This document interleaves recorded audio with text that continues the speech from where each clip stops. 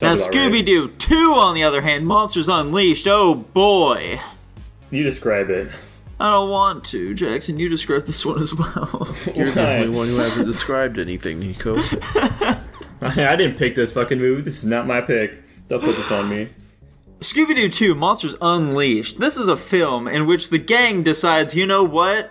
We've been doing pretty good. We're gonna open up this big old museum to show off like all these great old accomplishments that we've done. But things don't go quite as planned for them because the monsters that are in this museum come to life, and now they're out to get them. Yeah, so apparently like one of their old villains who got locked away, he's back, and he's like not really he's not really content with the mystery gang being held up as like these big old heroes. So he's just trashing them in the media and shit.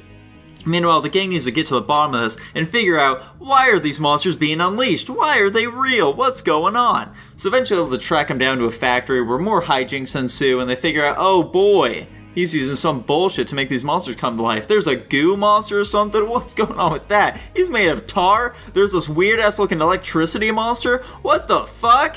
And at the end of the day, Scooby's eventually able to like do some shenanigans and like blow up their reactor or whatever the fuck that makes the monsters no longer real. And they're able to figure out that, holy shit, the guy who was like doing all this and making the monsters come to life, he was the guy we thought it was. What? And then the movie ends. Crazy. So this one, like, triple quadruples down on goofy, nonsensical nonsense. Yes, which I think is the right choice, because that's what it's supposed to be. It's just some fucking silly, stupid horror movie that doesn't really mean anything. Yeah. Oh, 100%. And despite there being, like, significantly more monster designs in this one, they look exponentially better than the previous ones did. Right. Yeah, it's actually, like, watchable. Did they have a door gag in this one? No, I don't think Did they have it even in the last one? No, I don't think so. No, I don't What the think fuck? they did. How do you make a live-action Scooby-Doo and not have a door gag? I feel like when we were watching one of these movies, I mentioned the door gag thing to Nico, so I feel like there was one, actually. But I don't know where it is, which one it was. So I feel like I remember talking about door gags with him. I definitely don't remember ever seeing one in any of these movies, no. We'll never know. It's a crime not to include one in the Scooby-Doo film, though. Do you think searching Scooby-Doo door gag will help me? I don't think it is. No, I highly doubt it. There's a lot of articles on the Scooby-Doo doors.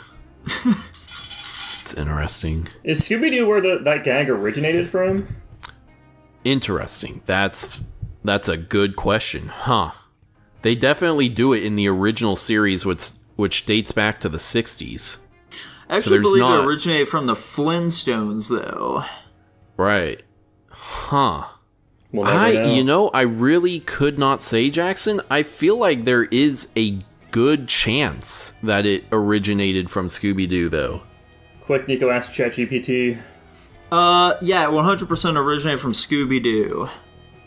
Were you already looking it up? This is a Scooby-Doo hallmark, 100%. Good to know. That Scooby-Doo has been so prolific throughout many, many different forms of media. I feel like I see that in anime relatively often, which is pretty funny. Now, Tanner, did they swap out the actress for Velma in this movie?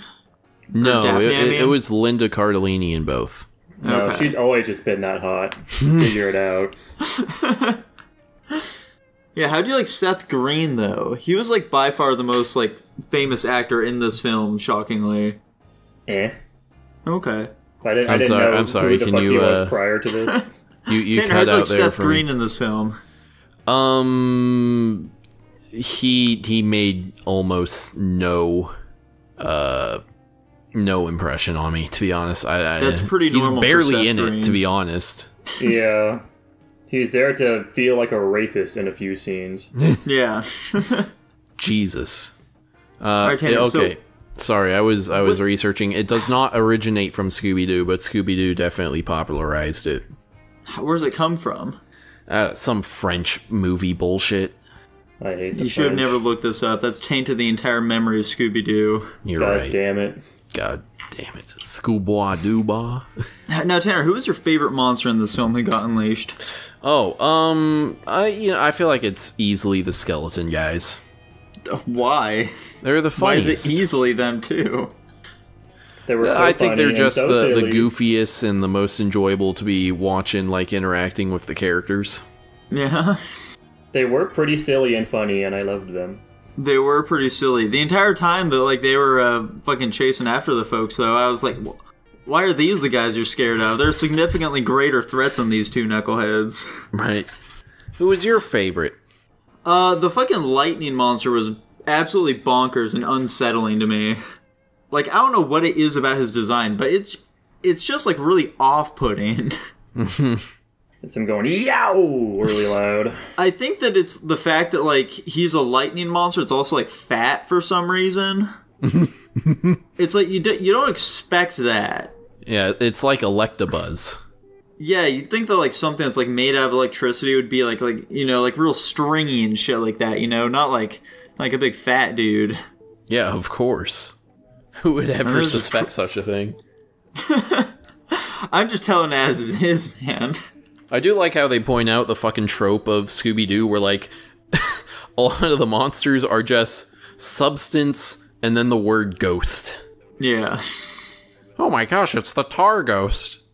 It's the cotton candy ghost. It kind of just shows that people in the world of Scooby-Doo do not know what ghosts are. Mm-hmm.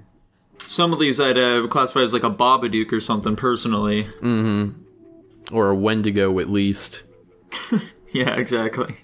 If we're gonna keep doing this thing where it's like, oh, Scooby-Doo movies are where they encounter real stuff, let's have them fight a Wendigo.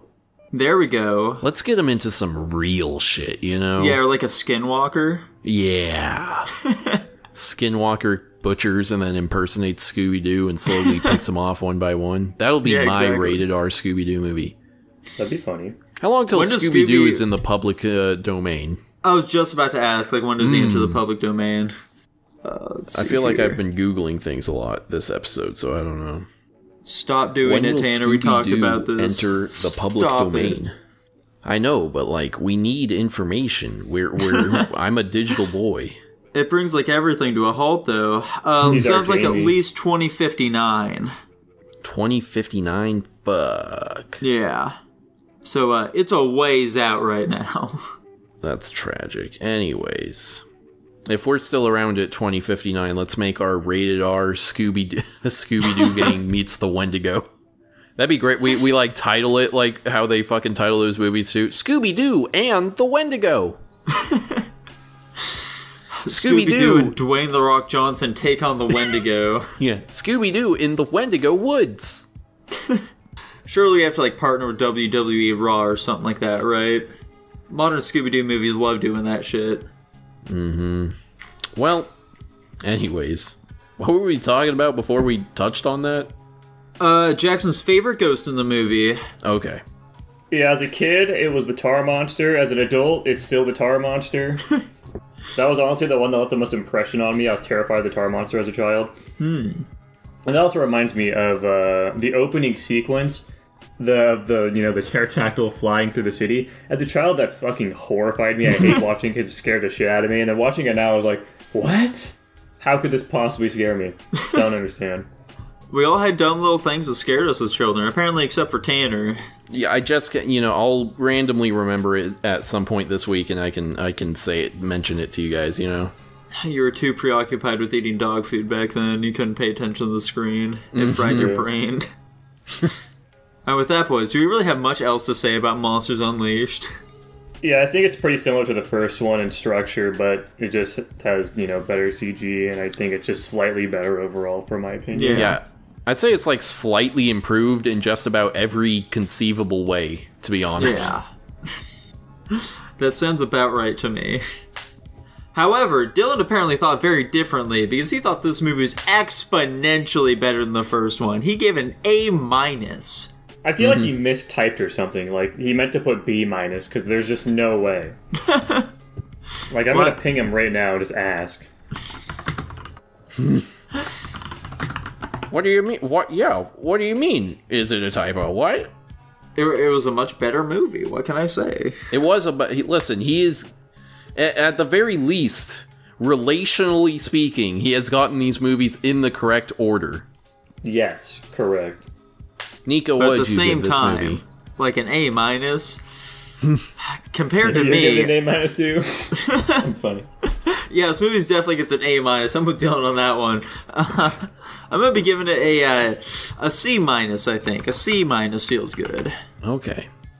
All right, he just confirmed his A- ranking. Confirmed A-. I will be giving it a B-. Yeah, I'm giving it a C- as well. And that puts it at a C+. Nice. So, Good yeah, enough, I guess. Good enough. Seems about right.